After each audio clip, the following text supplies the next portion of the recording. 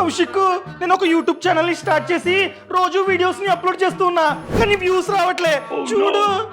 అరే వీడియోస్ కి తమ్నెల్స్ ఎక్కడరా? తమ్నెల్స్ లేకుండా ఎవడైనా వీడియోని క్లిక్ చేస్తాడా? అబ్బా, బయట గ్రాఫిక్ డిజైనర్లు ఒక thumbnail కి 600 తీసుకుంటున్నారు. అట్లీస్ట్ వీడియోస్ ఎలా ఉన్నాయి చూస్తా.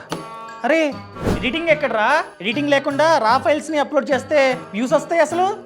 ఒక ఎడిటర్ ని తీసుకుంటే నెలకి 20,000 తీసుకుంటాడు. నేనేమో పార్ట్ టైం గా చేద్దాం అనుకుంటున్నా యూట్యూబ్. అంత ఖర్చు పెట్టాలా?